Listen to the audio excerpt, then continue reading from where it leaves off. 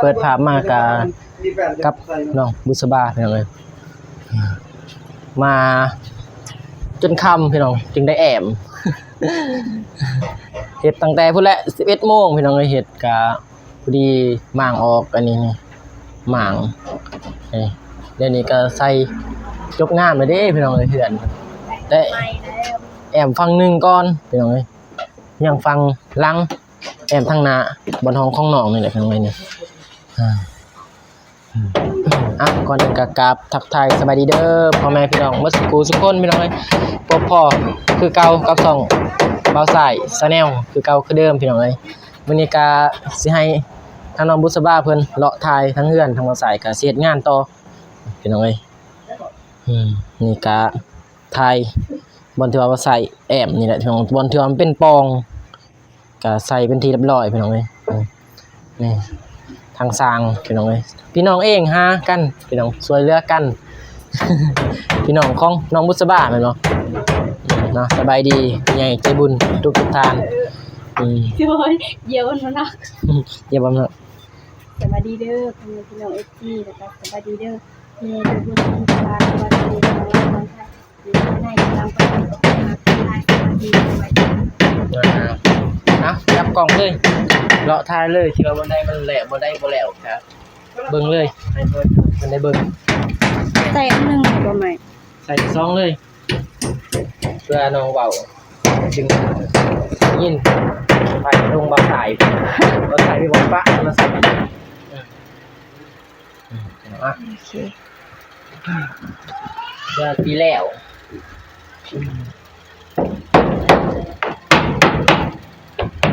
อันนี้จะเป็นบอลที่ว่าน้ำลุแหละแอมใส่มีแปด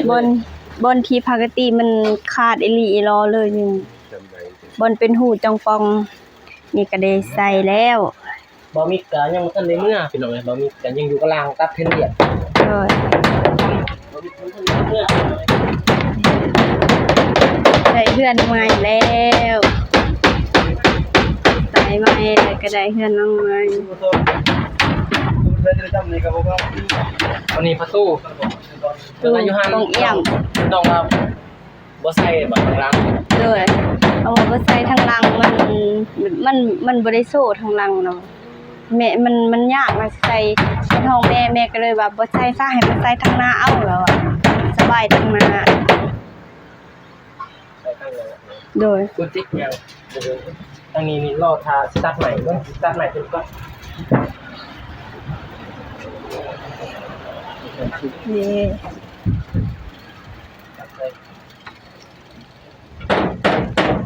ทางสร้างเพิ่น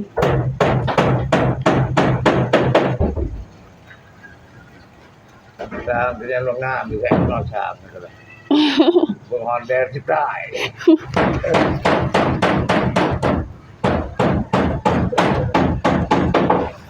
ไอ้ข้าวนี่แหละฉันไงใช้ละเลื่อย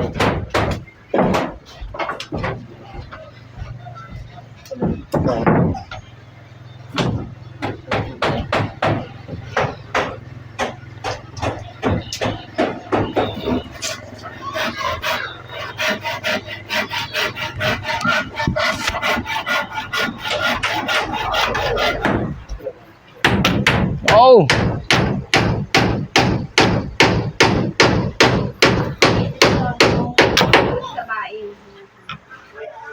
น้องไปเอาเลื่อยไว้ในน้องมันเลื่อนเอาเลื่อยเนี่ยเลยมันยาวโผดไปหน่อยมา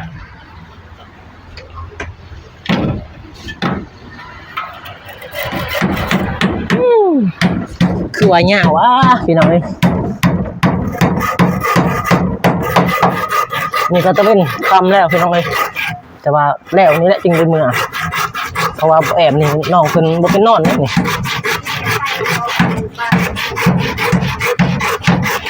บ้านนี่ยันบ่ทันในบ้านเพราะว่าบ้านนี้มันก็ด้นมื้ออื่นใส่งาน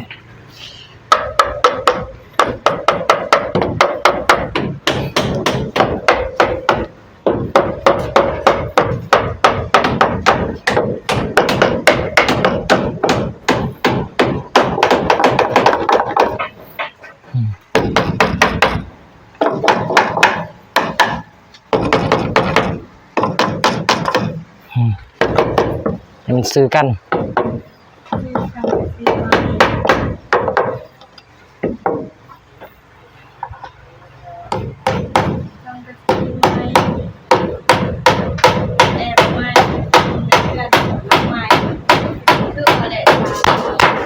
ก็ใส่กับบุ้งง่ายเป็นเรื่องล่าง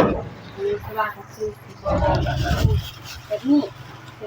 ถ่ายใส่ทำมาถ่ายนั่นถ่ายทำนั่นนี่นั่นหรือทำถ่ายที่บุ้งมีโอกาสที่เลยว่านี่ถ่ายจะได้น้องมากและการเป็นโอกาสทำงานชีวิตแค่เล็กน้อยนะคะนี่ วางรวมมืออื่น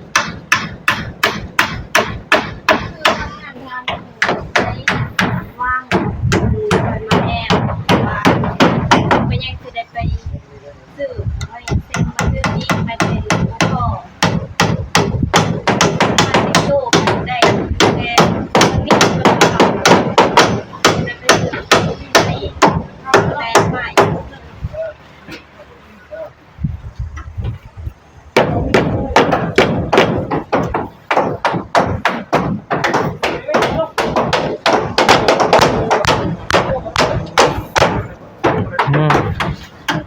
แน่นได้บันนี้นี่เป็นบางทีเป็นเพื่อนของพี่น้องขึ้นมาเพราะดูน้ำมือนี่คนเองแต่เยี่ยมกับเยี่ยมนะมาตองหรือว่ามาเพื่อนแล้วคนกันสิไปดูหน้าก็เรียนหน้าเอาเพราะว่าที่คนหาได้มันหัวเมื่อก่อนวันนี้ทุกคนก็ยังว่าทำได้มีใหม่อีกยังทีสิมาใหม่คือว่าใหม่ใส่เครื่องเพื่อนครบแล้วคุณก็สัญญาณไปดูคุณแหละมีเพลงหน้าของผม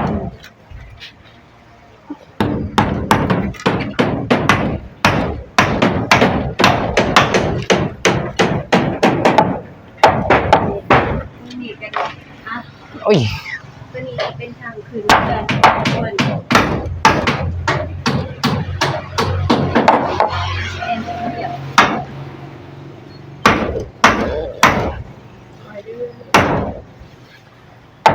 อุ้ย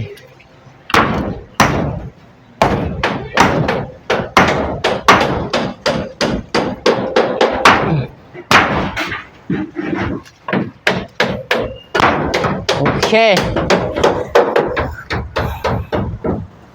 คือมันห่างมันนี่ใส่บ่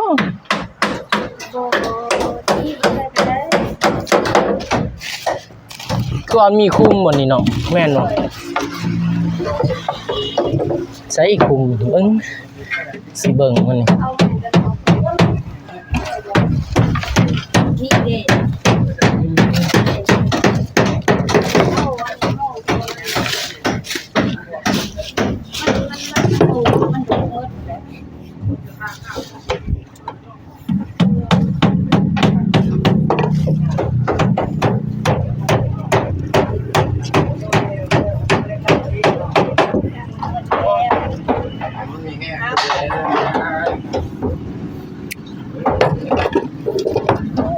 ใส่เป็นใดวัดดูดีมันขนาดเงินเอาขยะมาปลูกบอกที่คุณลายแล้วเอามาปลูกบอกอย่างในตาลายเลยเอาหม้อใส่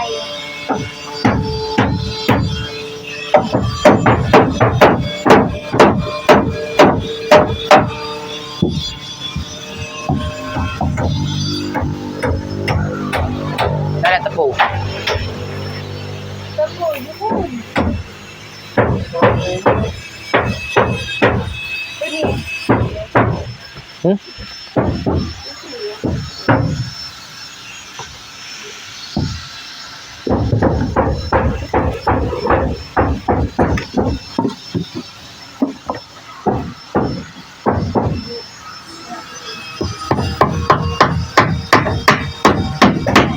สุดท้ายบ่มิกอยู่ลุมพุ่น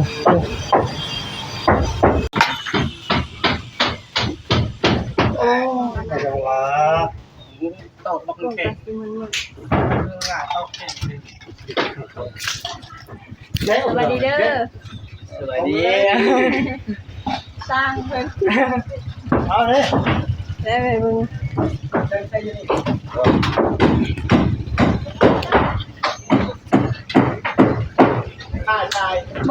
บ่มีเพิ่นตัด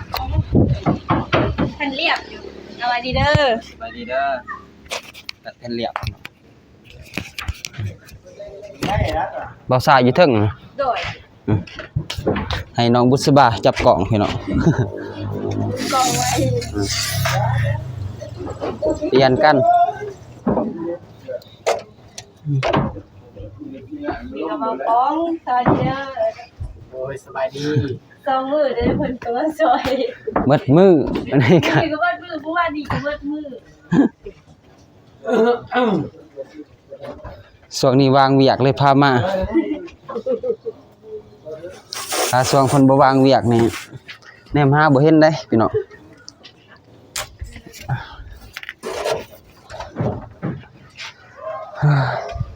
ต้นแล้วจักเป็น ประมาณ3แผ่น4แผ่นน่ะบ่3บ่อืม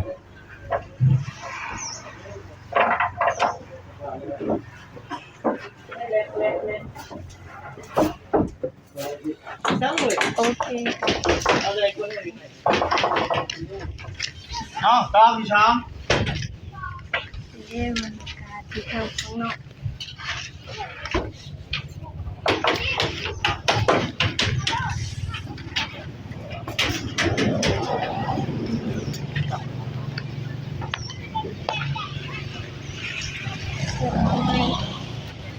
ไม่แต่เป็นเรียบไม่สนิทแบบใจแบบมีพี่ใหญ่ขึ้นอีต้นโซซานเฮาโซซานนางบุษบาจังได๋ก็เด็กมันบ่ฮู้สิบอกไว้ได้ เอาพักอยู่ตัวนี้ไปดิว่าเนี่ย สร้างเพิ่นช่วยกันกับอาศัยมิตรกันมีพี่น้อง ขึ้นว่าเสียถ่ายเด้อ น้องเพิ่นมาช่วยถ้าบ่มีพี่น้องเพิ่นมาช่วยกันบ่ฮู้สิเฮ็ดหยังเพราะว่ามีแต่เอาสายเรามีแต่มันยับย่อกันบ่ได้บางคนทุกคนมีแต่หลายคน6-7 คนมาช่วยมีก็บ่ถึงบ่ปะเฮา จอยตะบลังเด้อเอาเลยเด้ทัน เพราะว่านี่ก็บ่รู้อีกแอมมันมืดแต่ก็ยังบ่แล้ว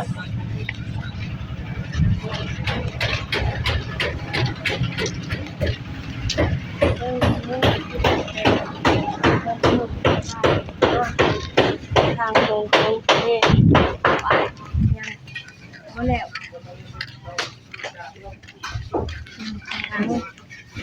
คือตรงใดพาไปซื้อ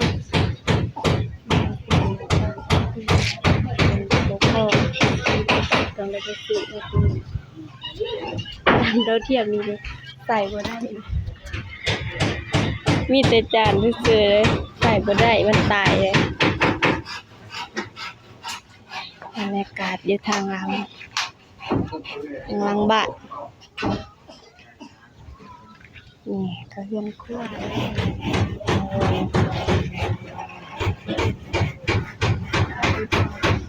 ั่งบ้านสบาย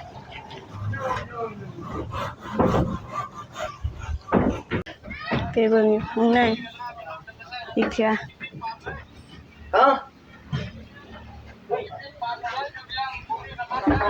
โอ้ยวันเสาร์เราใช้แช่นหมู่บ้านสีแช่นเต็มระยะเลย ยืนนั่ง เป็นยังไง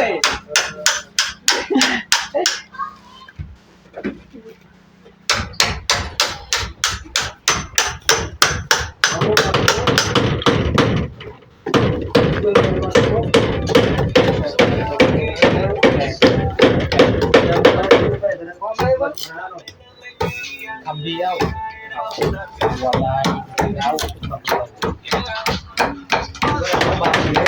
คืออะไรบ่ป้องไปเฮ็ด ยืนคุมบ่อสาย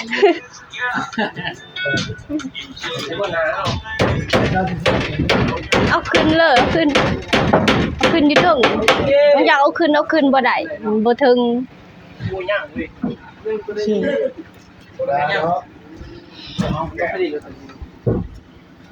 โอ้ตากล่องครับ ตะกองไม้มือไม้ มัน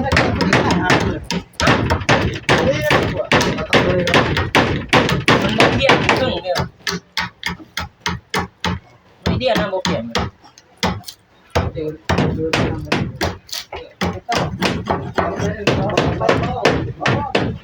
ต้อง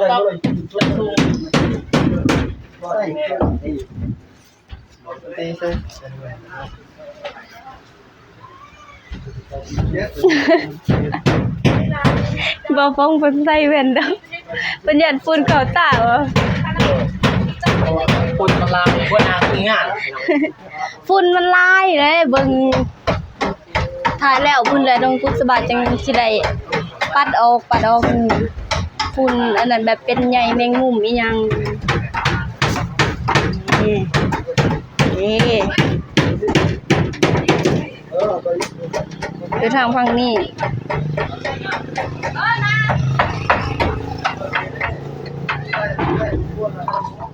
โอ้เลย โอ้ยว่าสิให้ตอกคือเทิงนะคนสู้ไปเลย เพิ่นสิตอกใส่อีกอันหนึง เสียป้องประธานป้องไปก่อนเฮ้ย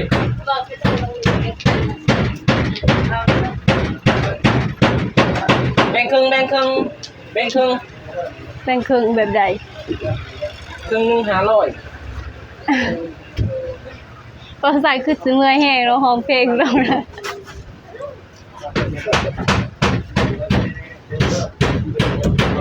บ้านก็ดีมื้อนี้ก็คือสิบ่ทันได้ใส่ตรงมื้อนี้มันค่ำแล้วเนาะถ้าใส่มันก็สิยากเพราะว่ามันต้องได้กบตัวอันนั้นอีกเพื่อที่มันจะสิใส่ได้กบอีหยังกบวงกบอีหยังนี่แหละประมาณนี้ปัจจุบันก็บ่ฮู้แต่ว่าเพิ่นว่าสิมีจังสิใส่ได้ถ้าสิใส่มื้อนี้ก็ยันบ่ทันเรามันค่ำก็เลยว่ามื้ออื่นจังสิมาใส่ก็มื้ออื่นก็ทางเบิ่งถ้าได้ไปซื้อไม้กับมือฮื้อ เบิ่งนี่ สิได้มาสืบต่อเฮ็ดอีกว่าเฮาก็หาพี่น้องหลายมื้อแบบอยากรู้สึกเกรงใจเพิ่น ร้อย เรียบร้อย ออกแล้ว เนาะดอกฟังนี้อีกไปมาเบิ่ง จะกินข้าวแล้ว ตาม กว่าแต่ดู ตามเพิ่นต้องเพิ่นคนแน่เนียน คือบ่ใส่หันเลยต้องหยาบ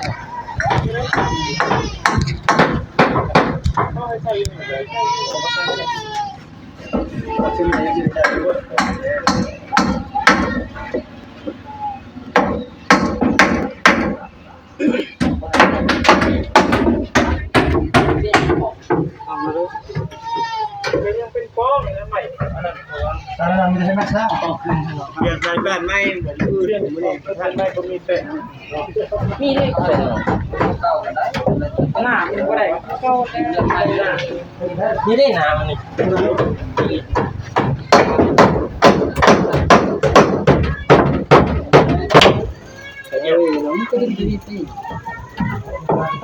ทางนี้ก็สร้าง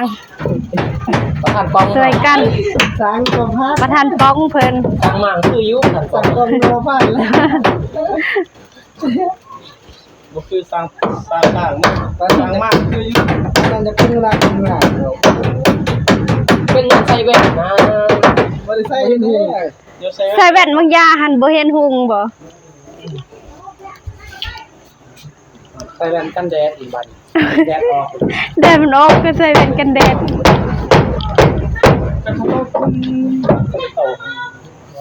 นี่มึงยังให้ตอกเบิดตอกขึ้นเบิดหัวมันออกเข้าขึ้นเบิดหัวไม่ใช่อะไรเนี่ยตัวนี้ตอกเลยตอกขึ้นทำแตกแล้วกูเนี่ยตอกขึ้นไปดีด้วยตั้งแต่สูงเนี่ย แล้วตรงนี้ได้สิเห็น ก็ โดย แล้วมันค่ำเลยเด้พี่น้องเอ้ย แอมเลยบ่ได้บ่ แอมแล้วเนาะ โดย ยังแพงนึง แอมให้มันแล้วพอมื้อแรงบ่ได้นอนเบิ่งเดือนเบิ่งดาว คือเรายังบ่ ปงเอี่ยมบ่เป็นหยังปงเอี่ยมเฮาเอาแค่อันนั้น แต่ตรงมันนี่คือแรงลง โดย ที่ค่ำ โดยประธานปองเพิ่นใส่แว่นกันแดด ให้น้องบุษบาจับกล้องให้เพิ่นถ่ายแล้วก็ทางลุก ถ่ายเลย ทางรถทางแทนถ่ายเบิดแล้วบ่ โดย คักอยู่บ่ คัก เออ จำได้เฮือนใหม่เพราะว่า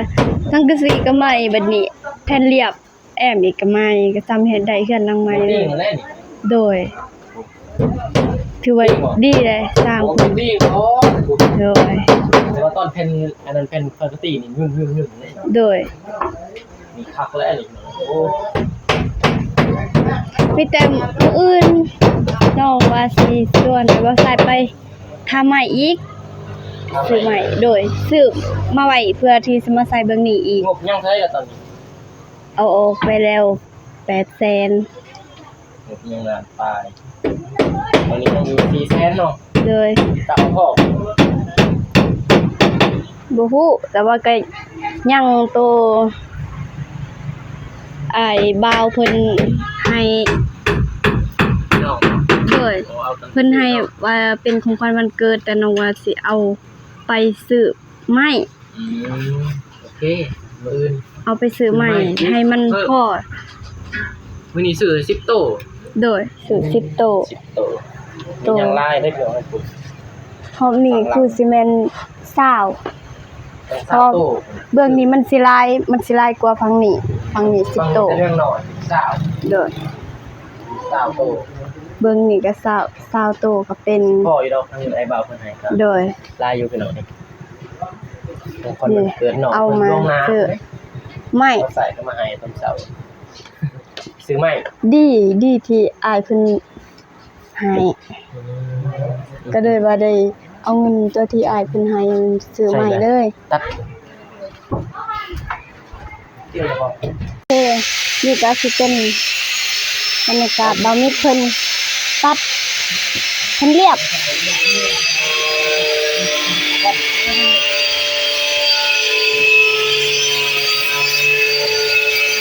ความอายบ่าวมิตรเพิ่นก็มาช่วยเฮามื้อนี้หมดมื้อเลยวันนี้ก็หมดมื้อที่อายเพิ่นมาช่วยก็บ่ใช้บ่ป้องเอาพี่น้องมาช่วยมื้อ2มื้อเต็มๆสั่นส่งเฮ็ดแจ้ง โดนแล้วก็เทียบดูก่อนไม่ได้เลยตอนนั้น115ตัวนี้มีแต่108 ใช้เลยบอกคือเลยบอกอ่ะไป เราไปแท้ตัวจริงเมื่อไหร่เข้ามาจะบางกำลัง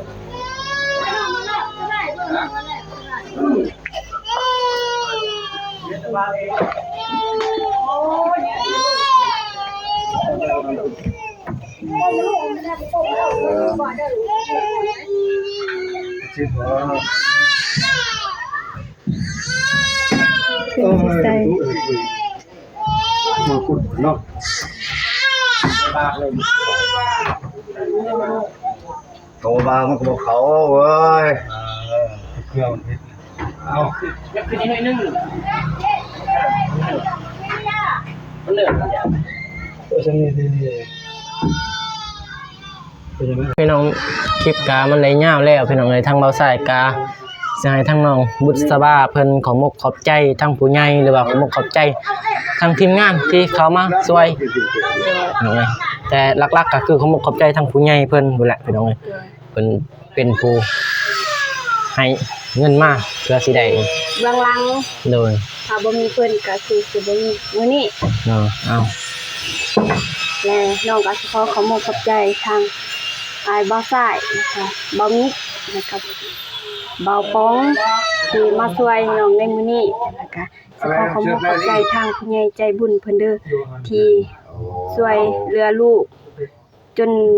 ได้มีมื้อนี้นำเพิ่นแต่ลูกก็ขออวยพรให้ ผู้ใหญ่ใจบุญทุกๆท่านจงมีความสุขความเจริญบ่เจ็บบ่ไข้มีสุขภาพเข้มแข็งแข็งแรงปรารถนาสิ่งใดก็ขอให้ได้สิ่งนั้นขอให้ร่ำขอให้รวยขอให้เฮงๆปังๆตลอดปีตลอดไปให้ลูกมาเท่าใดก็ขอให้เป็นได้คืน100เท่าพันเท่าเด้อสาธุ โอเคพี่น้องว่าใส่กันสิจบคลิปเพียงเท่านี้ก็เด้อพี่น้องพบกันใน EP หน้าหรือว่ามื้ออื่นพี่น้องเอ้ยสิถ่ายอีกครั้งพี่น้องมื้ออื่นก็ถ่ายได้มากก็สิถ่ายพี่น้องก็บ่าวใส่ก็สิขอบใจทางผู้ใหญ่ใจบุญที่ให้บ่าวใส่เป็นสะพานบุญมาตลอดก็ขอให้ผู้ใหญ่ใจบุญทุกท่านจงมีแต่ความสุขความเจริญปรารถนาสิ่งใดก็ขอให้ได้สิ่งนั้นให้ดมปรารถนาความเจ็บอย่าได้ความไกลอย่าให้มีให้ร่ำให้รวยเฮงๆปังๆยิ่งขึ้นไปเด้อพ่อแม่พี่น้องหมดสุขุสุขคนพี่น้องพบพอกันในคลิปหน้าคลิปนี้บ่าวใส่ขอกล่าวคำว่าสบายดีเด้อพี่น้องบ๊ายบาย บ๊ายบาย